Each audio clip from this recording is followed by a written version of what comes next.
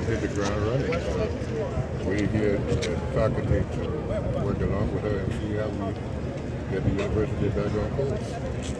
During a statement in that the new president of the University of Liberia, she spoke about the issue of visiting the issue of the payroll to verify and all this other kind of stuff. What is your take about some of those process or some of those plans that she had on mind for the university, concerning especially the issue of the payroll? Well, cleaning out the payroll. I'm sure when you work, you want to get paid. So it's no question of whether I support it or not. She's correct to make sure that faculty gets paid. It's just one message for those out there. One message for those out there and the student community. Well, we all look forward to the university being open and to molding the minds of the young people. That's what we're doing. That's what I'm interested in. That's why I'm there at the university.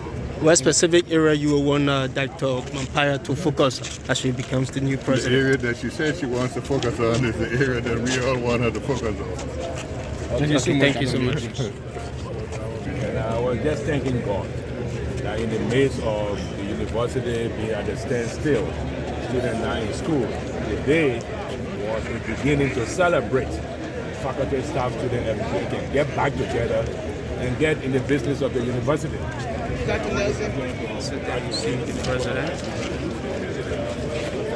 All of you. Thank you so much. That's President Joseph Maparyan.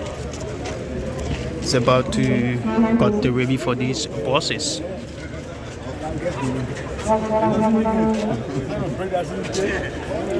So this is Goa TV. My name is Wilfred Dosi, and now we are on the campus of the University of Liberia, where Dr.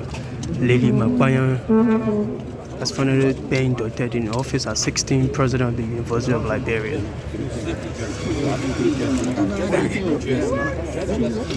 Just to go where they deserve to be what I'm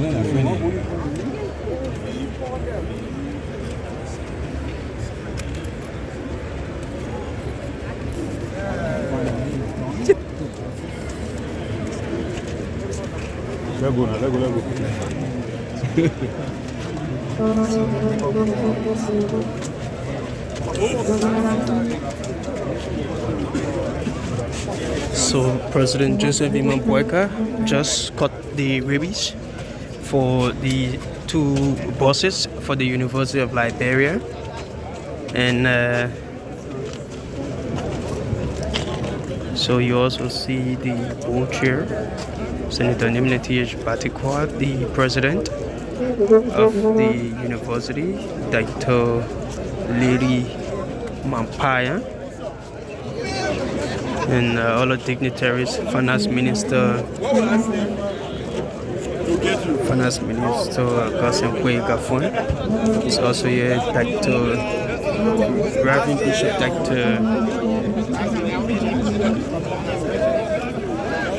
Chube of the Catholic Church, Archbishop of the Catholic Church. So that's it. Wherever you are, we are right here at the campuses of the University of Liberia.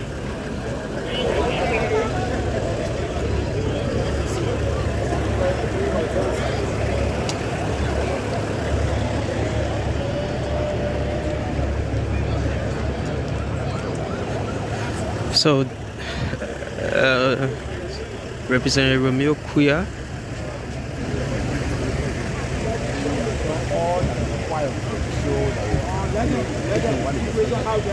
So it needs to the press, the media play a major role in making sure that all of what we see today is put in place.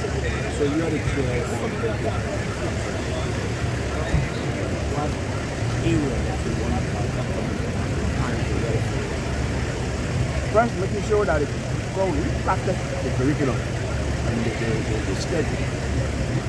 Usually, when you go to University of Liberia of late, you don't know when you graduate. You graduate, your parents in hand. So we want to make sure that this time, all those variables, all those hidden fruits that have been impediment, we want to make sure that our school here is regularized and taken care of that. So we look up to you, the press. You can help us. You can help us if you follow the media outlet, what you heard from the woman, what you heard, what she said, what other people said, is different from what you have been telling over the case. So I think you will have, because this nation, the future of the nation is in your hands. These are the young people, I will descend the stage, we're trying to make the place and the environment for all of you. You can help us too. Because when you try these bad things, the international donor funding will not come forth. University of Liberia does not have any endowment. Does not have anything that will bring money besides funding from government.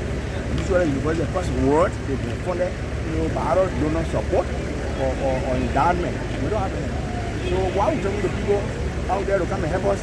Then you say, oh, they can't manage the money. So you got to help us too. Representative Romeo Kuya, a concern about the free tuition at where some of your colleagues pass it. The students are saying they are calling on the Senate to ensure that the free tuition policy be passed into law. What can you say as chair? Pass into law. To law? Mm-hmm. To make it law? Yeah. That's the free tuition. The free tuition policy, making it law, and then making the money available. There are two things. The problem we think that the way the free tuition policy has been crafted, it needs to be revisited. Okay, but not to because if you regulate it or not, when the money is not there, it's not there. We are taught that because this university, they are all overstayed. Okay, they are overstayed. So we got to put in place a control mechanism that when you stay your time, the overstay will put it out. So that those are going to be here because most of the guys that are making us over the place are people who are overstayed and who don't even venture to get out. So that's I try to think. I'm sure look at that somebody making law about situation. Okay. They feel helpful, but everybody benefiting from it.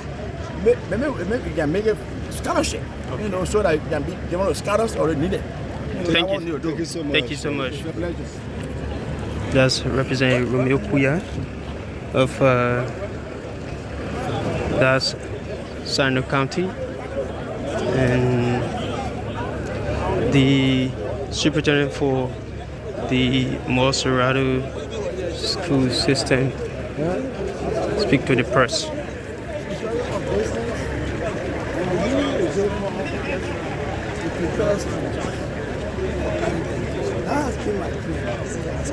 Like I always say, we have a gap between high school and college. And that's why we're going to be very, very serious with our students and the teachers. And I'm very serious about this. To teach in our schools, we need to have the material it takes. Two things: the pedagogical skills and the content knowledge. Those materials we need to have them. The only way we can lift our people out of poverty is through quality delivery of educational services, and we are ready. Of recent, you imported custom-hard chairs at MCSS. How soon do you need to see the distribution? So let me tell you, the distribution is going on. We don't have the high school. Very soon, we begin to bring another one. But let me tell you, those chairs, the students have an obligation, and that obligation is to change those chairs, to transition those chairs to their ability to read, to spell, to write, and to be able to pass the West African examination. That's why I have already instructed my principle that their positions are temporary. Those positions are not permanent. For you to maintain your position as a principal or vice principal for instruction, it depends on performance. Your student must be able to transition our corrugated chairs to performance. And we are serious about it. Anyone else have any other thing you want to talk about from MCSS? Well, MCSS is the model for country education system across Liberia. And so our vision is simple: lifting our people out of poverty through holistic education, discipline, academic performance. And we are here for that. No poverty can compromise quality delivery. Thank you so much. Do you care to call your name again for those that are watching? I am Honorable James A. Institute. By the way, I also graduated from here, from the Department of Biology. I taught here. I became coordinator for the Department of Biology. And I'm So he's the superintendent for the CSS in Liberia, folks. Oh yeah, at the University of Liberia, where Dr. Layli Maparyan was today officially inaugurated, or let's say inducted into office by the President of the Republic of Liberia, His Excellency Joseph Maparyan. One of those who teaches at the university, works at the university is also here. Let's hear from her. That's the Education Minister, Dr. Jaso Jala. The needed resolved methods that you think we could bring in embracing those challenges and developing the education sector? Have you been able to cover up all of your district, all of the sectors within the education system from the counties that you think needs development? We've been able to, as you heard the President Maparyan speaking, she approaches her work through the lens of the scientific method, which means first you must investigate.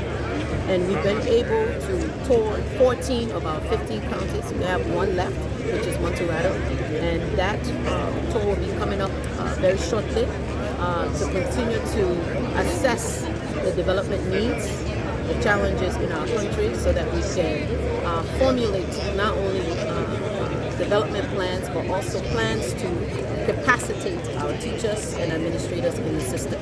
What are some of those challenges that you have seen that you think will hamper your developmental agenda? I am one that's always hopeful. I see the glass half full, not half empty. I'm optimistic in my approach to work. The challenges that we've identified across the country was capacity, issues of capacity, issues of infrastructure, issues impacting monitoring, supervision. So the plans that we have in place is to strengthen those areas, and once you do, you'll have impacted learning outcomes in the country for our students.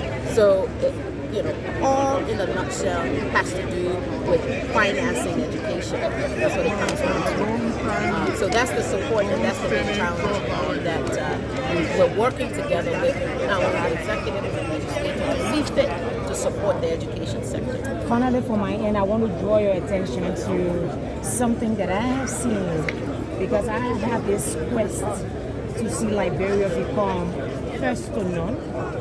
And there is this challenge somewhere along the Magidi to Pakata Highway, not too far from here when you turn off the bridge. There's this lone public school that has been there, the Marikema Public School, that I want to draw your attention to.